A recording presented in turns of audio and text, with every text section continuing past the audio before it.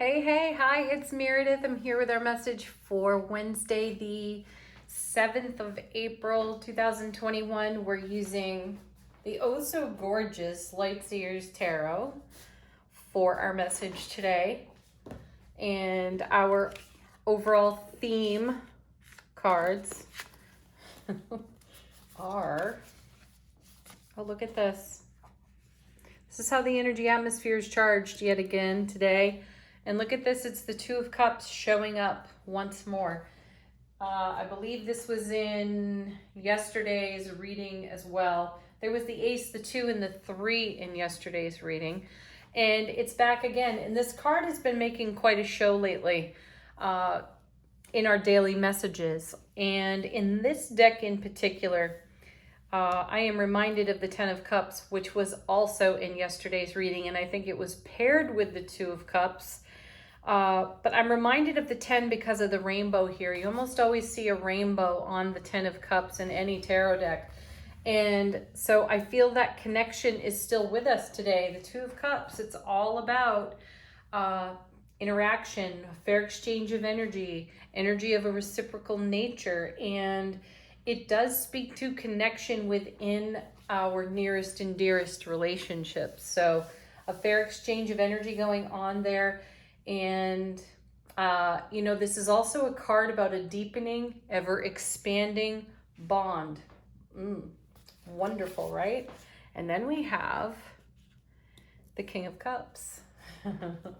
Oh, the heart healer himself. He and the Queen both, they bring really harmonized, balanced awareness of the feeling realm, the emotional realm. They are both emotionally awake, aware, alert, and intimate. And this speaks to how we are within self-relationship. I remind us all of that every time we turn over the King or the Queen.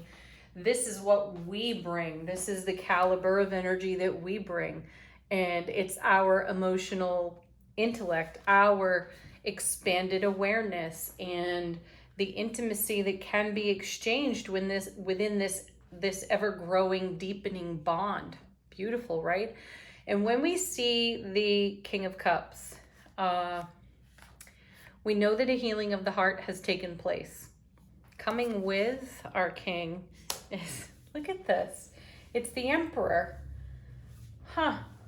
So yesterday we had the Empress, and I think we also had the Queen of Swords in the mix. So, there's a great influence of divine feminine from yesterday's reading, and now a great influence of divine masculine in today's reading. So here's the Emperor, our very wise, seasoned, and experienced Emperor.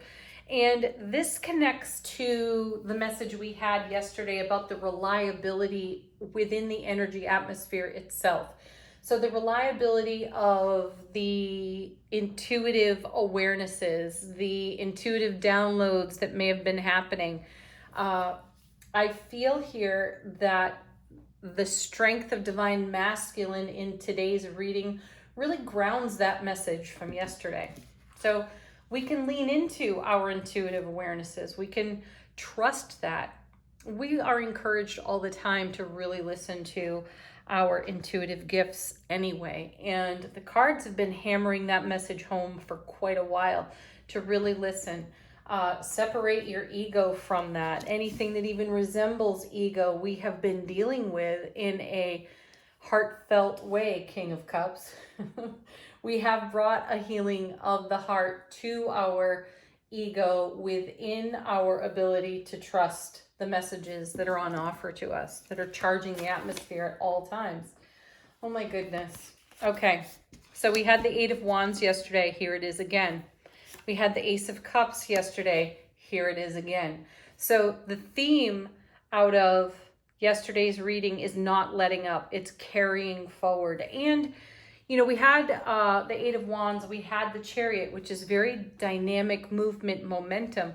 So that's still with us. We are still in receiving. We are still in the blessing of the Ace of Cups. So that's love, bliss, joy, happiness, moving swiftly and without hesitation through our energy atmosphere. And we are making the most of that because we're taking this energy and we're combining it, we're unifying it.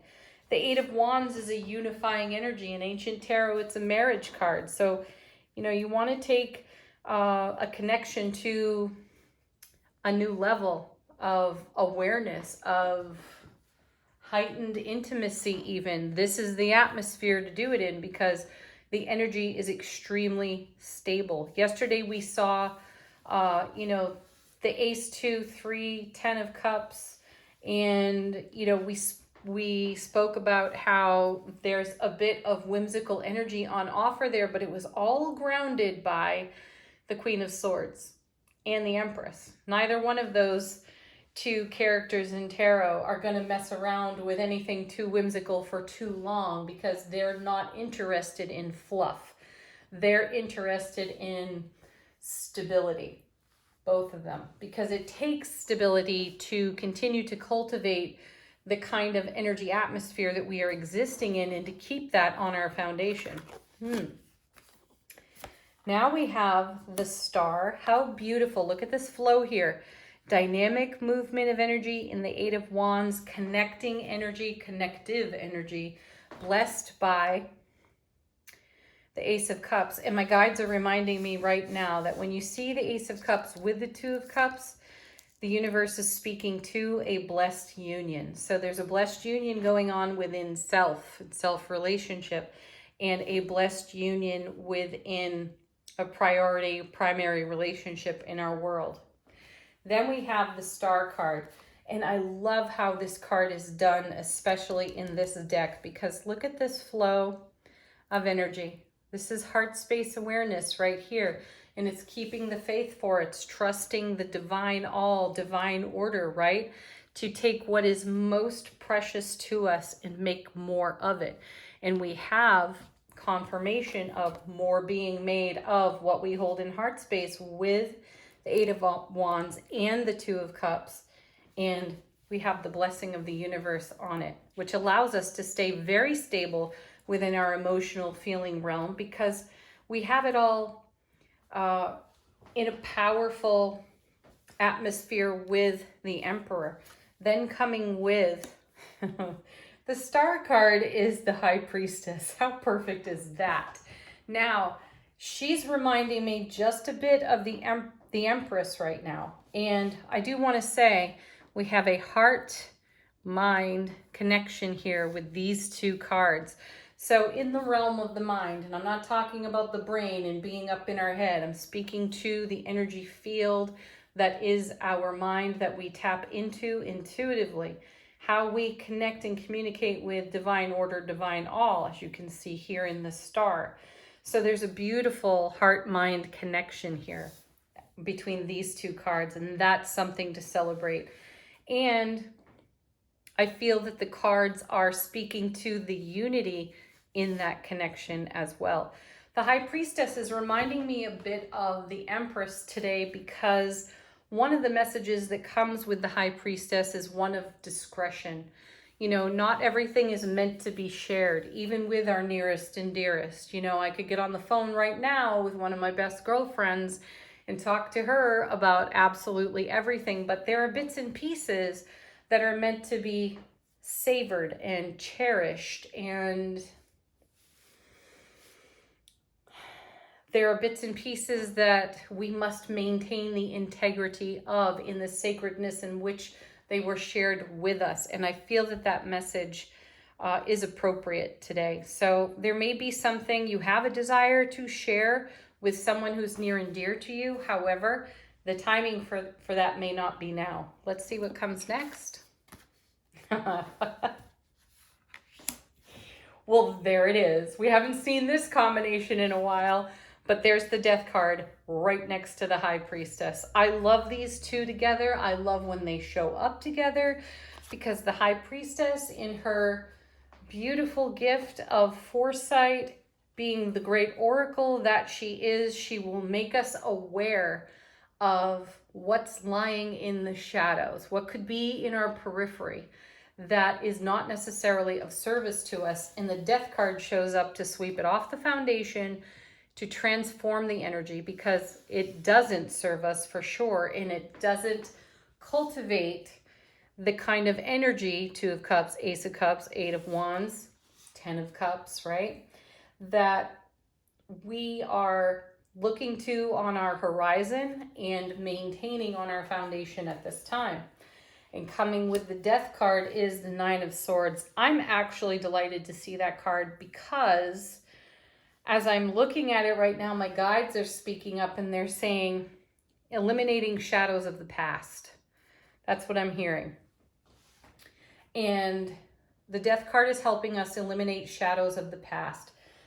Certainly, we can appreciate our journey and every step in it, no matter how blissful or how horrifying parts of it were or are, right? Because there's a lot of bliss connected to some horrifying past relationships. We've all got that skeleton somewhere in the closet, Death card. And, you know, it would be easy to dismiss that stuff and say, yeah, I'm beyond it, I'm beyond it. And yet the cards would have us instead appreciate, again, every moment of bliss, but also every moment where we were in a Nine of Swords situation. That's the 3 a.m. card. You know, you're awake in the middle of the night and you're lamenting something, usually in a fit of anxiety, wishing you could hit a reset button or that it had never happened at all. So this is the time to embrace the lesson that came with that, the way that each of us was shaped by our Nine of Swords. So go into appreciation. That's what the Death card is pointing out to us. Appreciation for the new doors that opened as a result of a Nine of Swords life experience that gave us the inspiration at all to look to a brand new horizon and to have faith and hold a vision for that and continue to journey toward it. We did it. We're doing it. And we're living in that joy now. So, wow. What a great message. All right, let's move on to Angel Answers. You know, this is your opportunity to ask a question, get further clarification on something, or confirmation, or a completely brand new message. Okay, what do we have?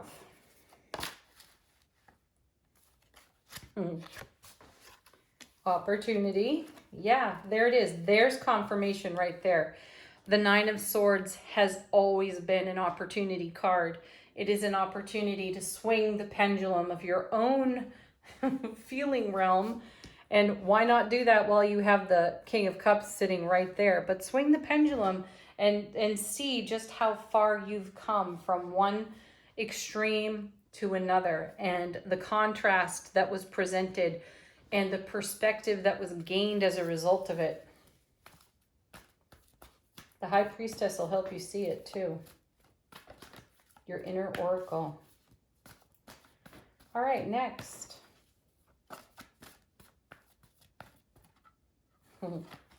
Oh, we haven't seen this one in a while, but I'm glad to. Romance. This is the Lover of Life card. You are the love of your life, and you are the love you bring to life, right? This, again, is confirmation of what we have to offer in the Eight of Wands, the Ace of Cups, the Two of Cups. And it's all made stable, strong, and reliable by the King and the Emperor, as well as a revisit back to the Eight of Wands. It's a super stable card. You know, the message of reliability, trustworthiness, integrity, those words bring a great energy to this reading. Oh, yeah. And that also brings great, big, happy changes. We've come a long way from whatever our last Nine of Swords situation was.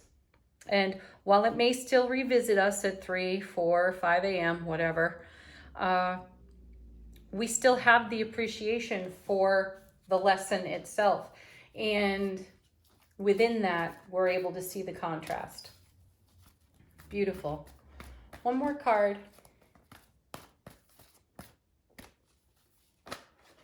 Here it is, back again. We had it yesterday, the sweet, simple yes, which often reminds me excuse me, so much of the High Priestess. She is the one there whispering yes quietly. No drama, just a quiet yes. She has us listening to our heart, and we're making a beautiful heart-mind connection within the reading today as well with the Star and the High Priestess. So, yes. And then our affirmation from the Super Attractor Oracle deck, we have the universe powerfully responds the instant I realign with love. And here again, that's what the Nine of Swords would have us do. Realign with love. If we find ourselves in this type of situation, it can be bittersweet. And it's important to remember that it is temporary and it has come up again. It has come round again because some aspect or element of it is looking for a way out. It is looking for a heartfelt healing. And as that is given or as that is offered, the Death card will gladly sweep it off the foundation for us. So realign with love. Have a beautiful Wednesday. It's the peak of the week. Peace, love, joy, and happiness. Namaste. Bye for now.